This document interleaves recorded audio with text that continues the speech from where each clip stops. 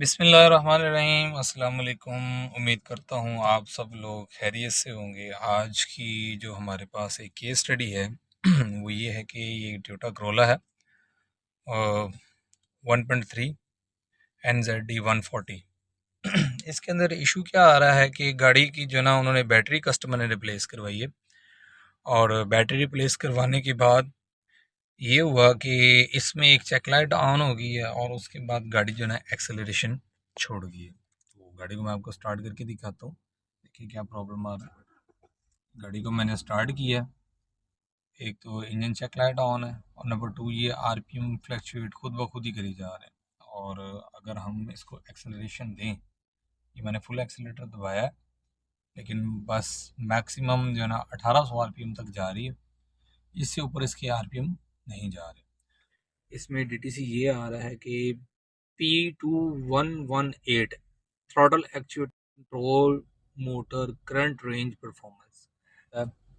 One trip logic है।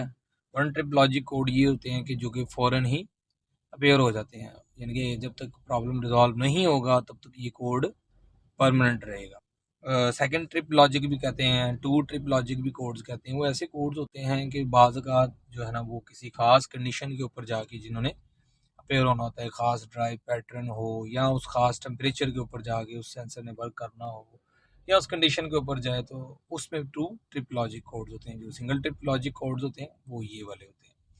तो इसमें ये है कि इस गाड़ी को चेक करने के लिए अब हम ये है कि सबसे पहले कस्टमर से पूछा तो उन्होंने बताया कि बैटरी चेंज की, और बैटरी चेंज करने के बाद ये प्रॉब्लम आया और उसके अलावा कुछ भी नहीं किया।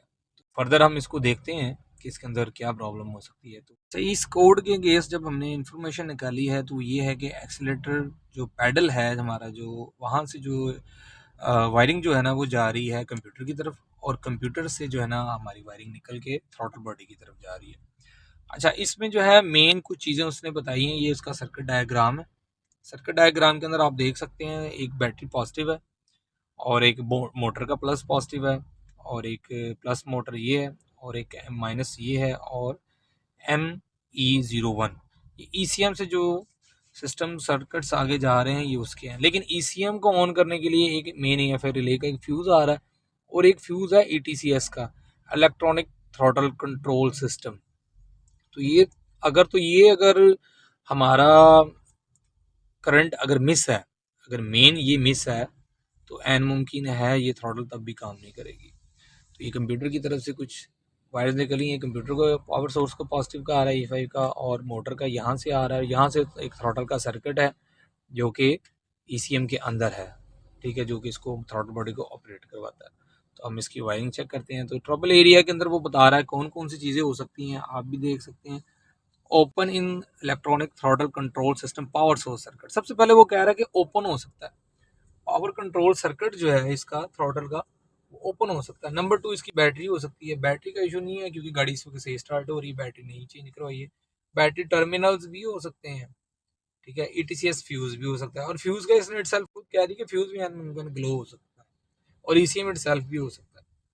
तो प्रायोरिटी के ऊपर हम चलते हैं, सबसे पहले इसके फ्यूज इंस्पेक्ट कर लेते हैं और फर्दर फिर हम इसको देखते हैं कि इसके अंदर क्या प्रॉब्लम। कौन सा फ्यूज है जी? ETCS का।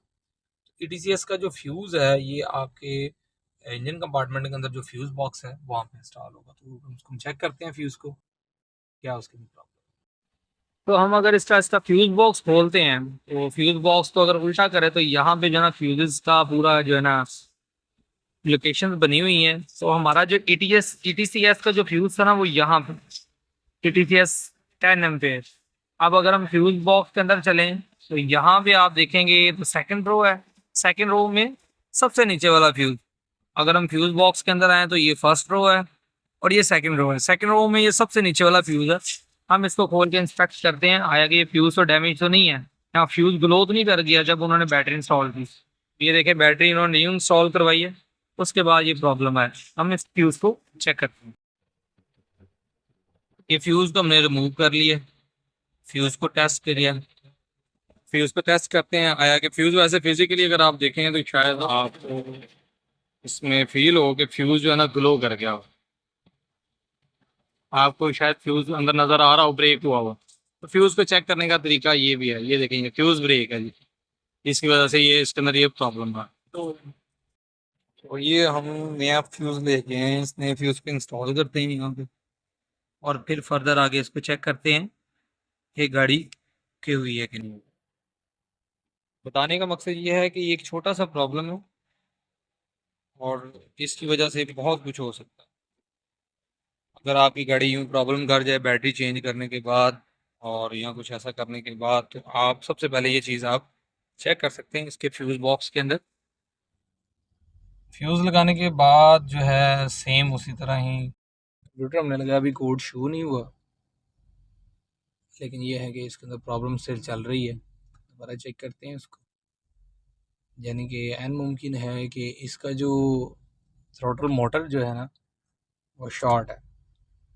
अब दोबारा इसको चेक करते हैं फ्यूज़ को, पहले तो डीटीसी चेक करते हैं डीटीसी कौन सा है।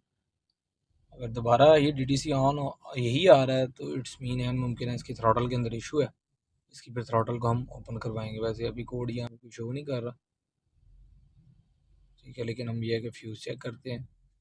यहाँ तो एक और चीज़ भी है, आप लाइव डाटा के अंदर जाके इसके थ्रॉटल के पैरामीटर्स को आप चेक कर सकते हैं कि आए कि थ्रॉटल के पैरामीटर्स के ऊपर कोई इफेक्ट आ रहा है कि नहीं आ रहा। थ्रॉटल मोटर करंट 0 एम्पेयर, ठीक है, throttle duty 26, duty motor open, ये मैं एक्सीलेटर देने के बाद भी कोई इसका रिस्पॉन्स नहीं है। फ्यूज़ को दोबारा इंस्पेक्ट करते हैं, फर्दर फिर आगे चलते हैं। फ्यूज़ हमने दोबारा निकाला है लेकिन फ्यूज़ बिल्कुल ठीक है, फ्यूज़ का इशू नहीं है। अब आगे किसी चीज़ के अंदर प्रॉब्लम है वो हम देखते हैं।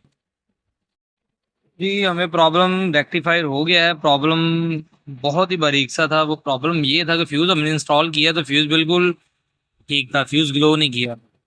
लेकिन ये जो पॉइंट्स अगर आपको नज़र आ रहे होंगे फ्यूज़ के, यहाँ पे फ्यूज़ इंस्टॉल होता है ये वाला, ये एक पॉइंट जो था ना, ये साइड वाला, वो नीचे गया हुआ था। ये नीचे गया हुआ है पॉइंट। जैसे हम फ्यूज़ अटैच करते हैं तो ये है कि गाड़ी तो बिल्कुल ऐसे सही हो जाती है, लेकिन मसला ये कि ये पिन लूज़ थी जिसको हमने टाइट किया है। अब इसको हम फ्यूज़ लगाते हैं और फर्दर फिर हम इसको देख लेते हैं। अब पिन टाइट करने के बाद हमने फ्यूज़ दोबारा इंस्टॉल किया है। अब गाड़ी दोबारा स्टार्ट करके देखते हैं कि क्या रिजल्ट है।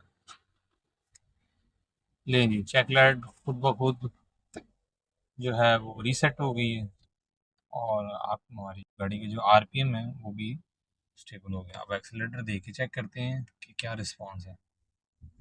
ले जी, गाड़ी बिल्कुल, एक छोटा सा प्रॉब्लम था तो ये प्रॉब्लम उन्होंने बैटरी रिप्लेस करवाई, उसकी वजह से फ्यूज़ ग्लो कर गया। लेकिन फ्यूज़ ग्लो करने के बावजूद जब हम नया फ्यूज़ इंस्टॉल किया तो गाड़ी उसी तरह प्रॉब्लम कर रही थी।